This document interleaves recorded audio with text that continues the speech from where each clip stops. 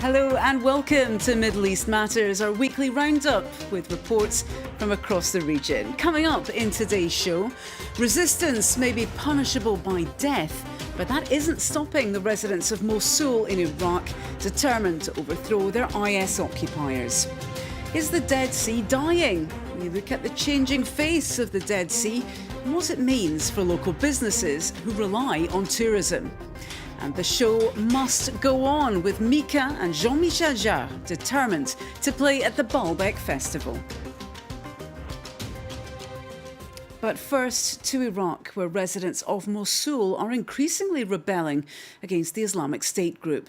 Thousands of people have already left Iraq's second largest city, but some of those who are still trapped are desperately wanting rid of the extremist group and their brutal rule. Clément Bonnereau has this report. Painted on these walls in Mosul, the letter M. It's the first letter of the word muqawama, which means resistance in Arabic. To some, it's barely more than a squiggle, but in one of the Islamic State group's main strongholds, it's a daring act of defiance. Mosul was seized by IS fighters in June 2014. Many local Sunnis initially welcomed the militants as saviours from the Shiite-led government in Baghdad, which they perceived as oppressive. Fast forward 2 years and the self-proclaimed caliphate is fraying at the edges. Tens of thousands have fled Mosul. Many are now packed in refugee camps on the outskirts of the city. This 27-year-old man escaped just a few weeks ago. I've seen messages like Daesh get out, painted on the walls of a school. These resistance movements have been going on for several months. People have had enough. This woman says such messages are even painted on houses where IS fighters live. These messages give us hope. We hope that this nightmare will be over soon. Iraqi government forces have launched a major offensive on Mosul, aided by Kurdish fighters and air power from the US-led coalition. They are said to be closing in on the city. This Kurdish army general says he's been in touch with local residents via Facebook and Twitter. On this Facebook page, rebels report on everything that's happening in Mosul. For example, here one of them says a jihadist has been killed. These amateur videos show how residents of Mosul are resisting the IS group, signalling jihadi training facilities to the international coalition, or blowing up vehicles at security checkpoints. Many say these actions, however, are not enough. Army experts warned the recapture of Mosul could take at least several months. Now, it's a spectacular divorce. The al-Nusra Front announced at the end of July that they were breaking ties with al-Qaeda and would no longer be associated with the group founded by Osama bin Laden. However, experts say this is no ideological break, rather a clever political manoeuvre in order to refocus their efforts on the war in Syria. An amicable split between al-Qaeda and its armed wing in Syria.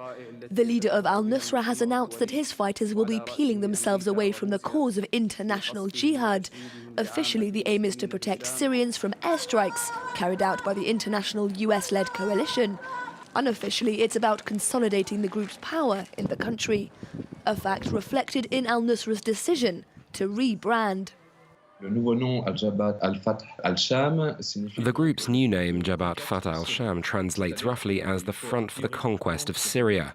From this, we can deduce that they don't intend to carry out operations beyond Syria's national borders. They want to establish an Islamist state within Syria. It's not the internationalist strategy that's become the hallmark of al-Qaeda. Formed in Syria in 2012, al-Nusra pledged allegiance to al-Qaeda the following year. Between 8,000 and 12,000 men are currently fighting under its flag. Now free of the al-Qaeda label, the group hopes to bring together a host of insurgent entities. A plausible outcome. With Aleppo under siege from Moscow-backed government forces, the opposition relies on al-Nusra's combat experience. But while the jihadists are making friends in rebel-controlled zones, they're still a long way off convincing the international community of any change of heart. certainly see no reason to believe that their actions or their objectives are any different. And they are still considered a foreign terrorist organization. And they are still not a party to the cessation of hostilities, and therefore are still a fair target for coalition operations. A distrust fueled by the fact that the split got the green light from Al-Qaeda. It's also worth noting that in his announcement video, Abu Mohammed Jalani cites both bin Laden and his successor Zawahiri as ideological references. He delivered the speech flanked by two religious leaders. It's about maintaining that Salafist imperative, that jihadism on a local level. It's about protecting jihad in Syria, so it's pretty clear that their ideology hasn't changed. This means that the two jihadist organizations could reunite at some future point, particularly if al-Nusra succeeds in securing ever greater power in the war-ravaged country. Now, no holiday to Israel or Jordan is complete without a dip in the Dead Sea, one of the only bodies of water where it's impossible to sink.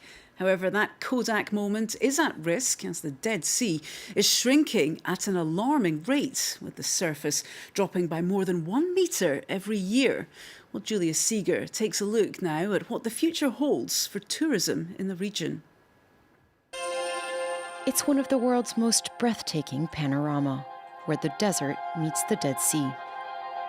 Its surface and shores sit 400 meters below sea level, the lowest point on dry land. A favorite spot for tourists who enjoy floating effortlessly in its highly salted waters. But this unique natural habitat is at risk. Waters are vanishing at a rate of more than 1 meter a year, forcing tourists to take a bus to reach the beach. What's worse, giant sinkholes are forming at a dramatic rate on the shoreline, swallowing roads and power lines. I remind you, we are going into a sinkhole area. The ground is not always stable. We have to be very cautious of where we step. Guy Donenfeld has been following the progression of this phenomenon for the Regional Council.